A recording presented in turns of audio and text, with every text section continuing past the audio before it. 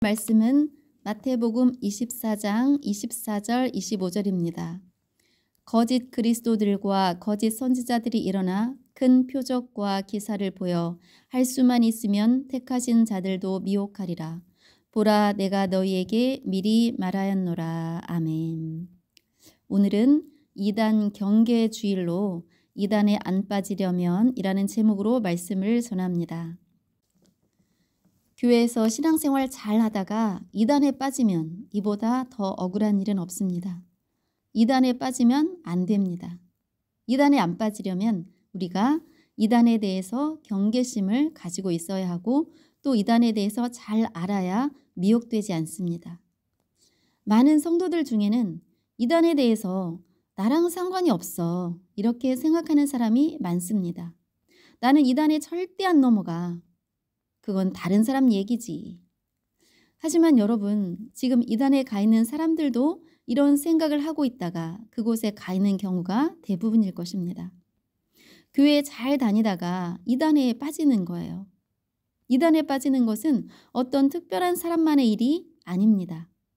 우리가 이단에 대해서 경계하지 않고 또 이단에 대해서 잘 모르면 그렇게 될 수 있는 거예요.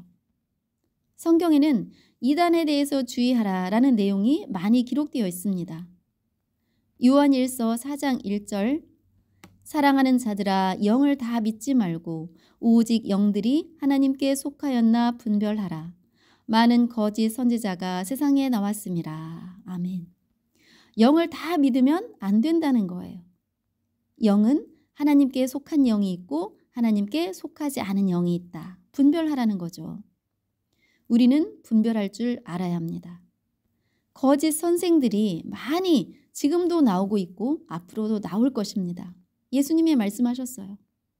오늘 본문인 마태복음 24장 24절 거짓 그리스도들과 거짓 선지자들이 일어나 큰 표적과 기사를 보여 할 수만 있으면 택하신 자들도 미혹하리라. 보라, 내가 너에게 미리 말하였노라. 아멘. 자기가 예수라고 하는 사람들이 많습니다. 우리나라에도 200명이 넘는 사람들이 자기가 예수라고 한다는 거예요. 또 거짓 선지자들이 많이 나타나서 하나님의 자녀들을 미혹할 것이라고 말씀해 주셨습니다. 그들이 큰 표적과 기사를 보여주면서 믿는 사람들을 미혹할 거라는 거예요. 예수님이 이런 일에 대해서 미리 이야기를 해 주셨습니다. 기적을 행하는 일 없는 게 아니에요. 하나님도 기적을 지금도 행하시고 계십니다. 그러나 기적을 행한다고 해서 다 하나님이 행하셨다고 볼 수 없다는 거예요. 사탄도 얼마든지 기적을 행할 수 있습니다. 예수님이 우리에게 미리 이런 일들을 알려주신 이유는 주의해라, 조심해라 라는 거예요. 지금 우리에게 말씀하고 계십니다. 좋은나무교회 성도들아, 거짓 그리스도들과 거짓 선지자들을 조심해라. 그들이 너를 미혹할 것이다. 경계해라. 예수님도 또 사도 바울도 베드로도 또 성경의 많은 기록자들이 이단을 경계할 것을 강조하고 있습니다. 왜 그렇게 강조를 할까요? 이단에 빠지면 어떻게 되길래 그렇게 주의하라고 하는 걸까? 이단에 빠지면 저주를 받게 됩니다. 갈라디아서 1장 8절 말씀 그러나 우리나 혹은 하늘로부터 온 천사라도 우리가 너희에게 전한 복음 외에 다른 복음을 전하면 저주를 받을지어다. 아멘. 사도 바울이 이야기합니다. 우리가 당신들에게 전한 복음, 즉 예수 그리스도의 죽음과 부활을 전하는 것 말고 다른 복음을 전하면 저주를 받을 것이다. 이것은 어느 누구라도 하늘에서 온 천사라도 다른 복음을 전하면 저주를 받는다는 거예요. 또 이단에 빠지면 어떻게 됩니까? 멸망에 이르게 됩니다. 사도 베드로가 이야기하죠. 베드로후서 3장 16절 또 그 모든 편지에도 이런 일에 관하여 말하였으되 그 중에 알기 어려운 것이 덜어 있으니 무식한 자들과 굳세지 못한 자들이 다른 성경과 같이 그것도 억지로 풀다가 스스로 멸망에 이르느니라. 아멘. 사도 베드로가 이야기합니다. 말씀 중에는 알기 어려운 것이 있다. 우리도 그러잖아요. 성경 읽을 때 어려운 구절들이 있습니다. 그런데 그 어려운 구절들을 억지로 풀면 망하게 되는 거예요. 이단 교리들은 다 억지로 풀어놓은 거예요. 성경을 하나님의 뜻대로 푸는 것이 아니라 자기 뜻대로 자기들의 교리에 끼워 맞추는 거죠. 그런 사람들은 멸망하게 됩니다. 심판받고 지옥불에 던져지는 결과를 낳게 됩니다. 또 이단에 빠지면 어떤 일이 일어나나요? 가정이 파괴되고 사회에 심각한 문제가 생기는 거예요. 사도 바울은 디도서를 통해서도 이야기합니다. 디도서 1장 10절 불순종하고 헛된 말을 하며 속이는 자가 많은 중 할례파 가운데 특히 그러하니 그들의 입을 막을 것이라. 이런 자들이 더러운 이득을 취하려고 마땅하지 아니한 것을 가르쳐 가정들을 온통 무너뜨리는도다. 아멘. 이단에서는 마땅하지 아니한 것을 가르쳐서 가정들을 무너뜨립니다. 부부 사이에도 서로 신앙을 인정하지 않으면 이혼하라고 한다는 거예요. 부모가 자기의 신앙을 인정하지 않으면 부모가 아닌 거예요. 집을 나가고 원수 대하듯 합니다. 전능신교라고 하는 이단이 있는데 동방번개라고 해요. 이 집단에서는 예수님이 남자로 왔으니까 재림할 때는 여자로 온다는 거죠. 그래서 여자 재림주를 믿습니다. 그 단체가 중국에서 생긴 건데 중국에서 사회적으로 물의를 일으키니까 중국 정부가 동방번개 활동을 못하게 한 거죠. 그러니까 우리나라에 많은 사람들이 들어왔습니다. 중국의 가족들이 전능신교에 빠진 부인을 또는 자녀를 찾으려고 우리나라에 온 것을 영상을 통해서 보았습니다. 이들은 신천지처럼 기존 교회에 들어가서 교인들을 빼내간다고 해요. 심각한 문제입니다. 우리는 이단에 대해서 알아야 합니다. 알아야 미혹을 받지 않는 거예요. 알아야 분별할 수 있습니다. 이단을 누가 만들었을까요? 사단이 만든 거예요. 그 이유는 복음을 가리기 위해서 만든 거예요. 우리가 구원을 얻을 때 어떻게 얻나요? 복음을 듣고 그 복음을 믿음으로 구원을 받습니다. 사단이 제일 싫어하는 게 복음 듣고 구원받는 거예요. 그러니까 복음이 구원을 가져오는 걸 알기 때문에 복음을 제대로 알지 못하도록 가리는 거죠. 사도 바울이 고린도후서에서 이렇게 말합니다. 고린도후서 4장 3절 만일 우리의 복음이 가리었으면 망하는 자들에게 가리어진 것이라.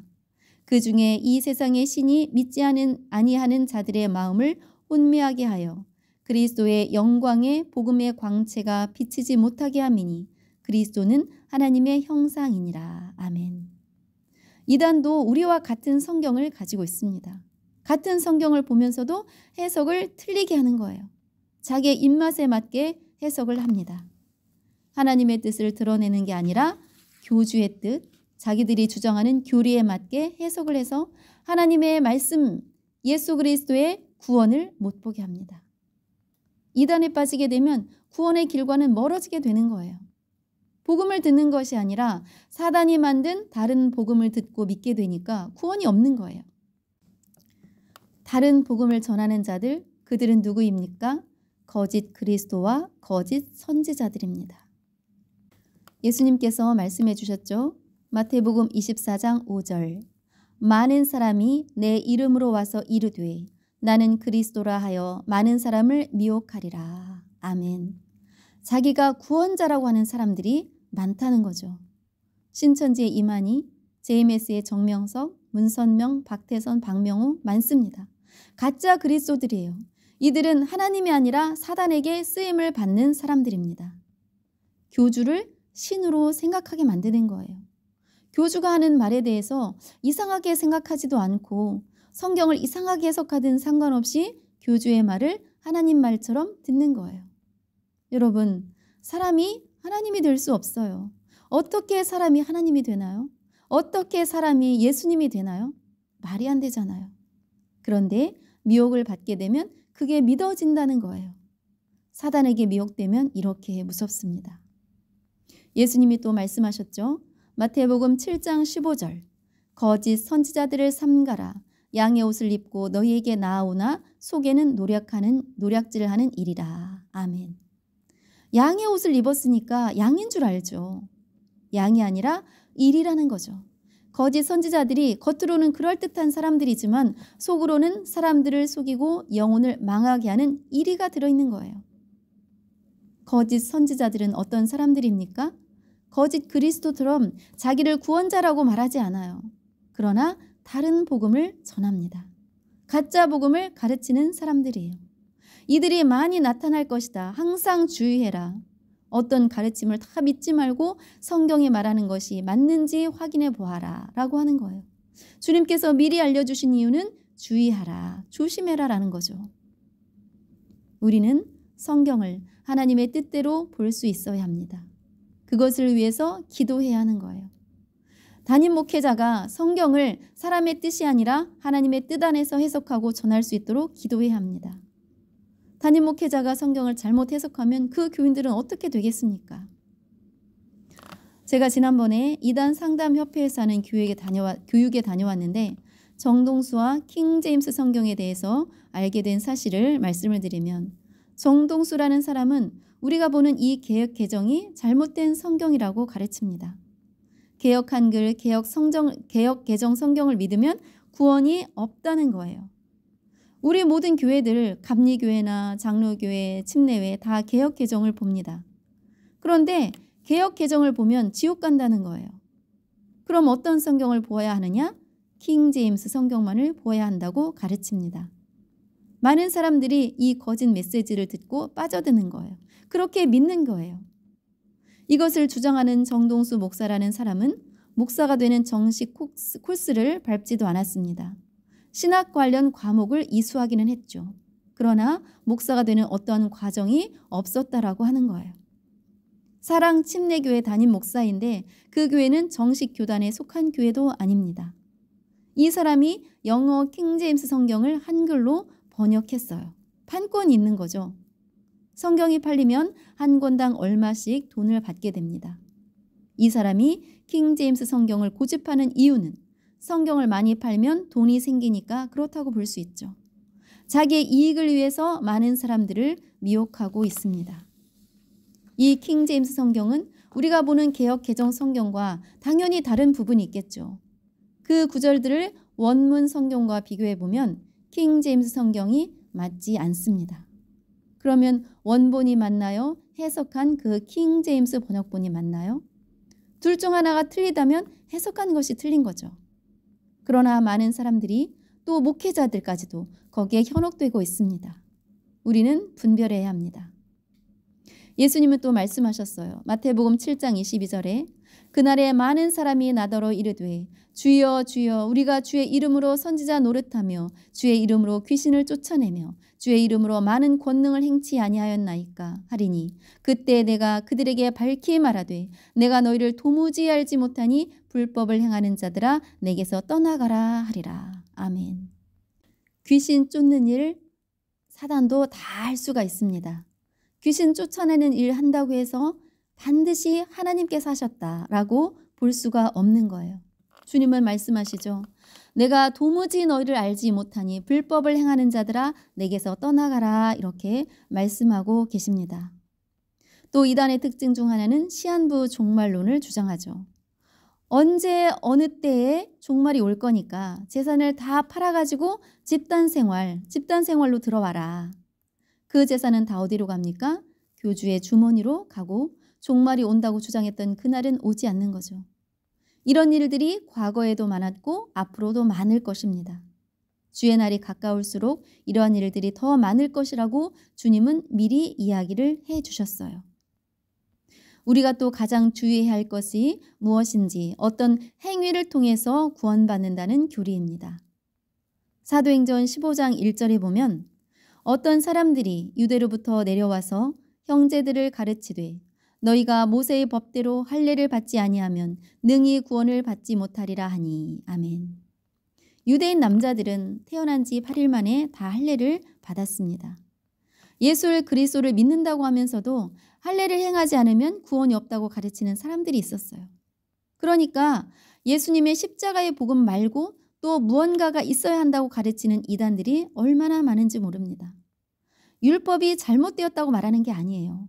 율법을 지켜야 구원받는다고 하는 것이 잘못된 것임을 말하려고 합니다. 구원받는 것과 구원을 연결지어서 생각하는 것이 잘못된 거라는 거예요. 구원을 받으려고 율법을 지키는 것이 아니라 구원받은 자녀로서 나는 하나님의 거룩하신 하나님의 자녀이니 그 자녀답게 살고 싶은 거죠. 그래서 지키는 겁니다.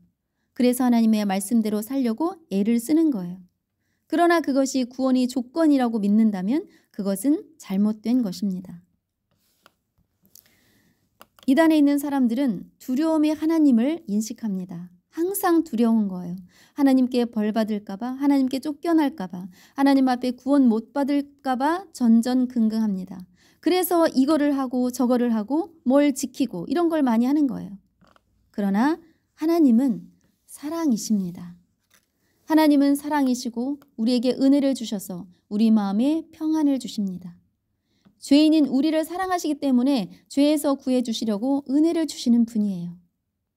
고린도전서 15장 3절 내가 받은 것을 먼저 너희에게 전하였노니 이는 성경대로 그리스도께서 우리 죄를 위하여 죽으시고 장사 지낸 바 되셨다가 성경대로 사흘 만에 다시 살아나사. 아멘.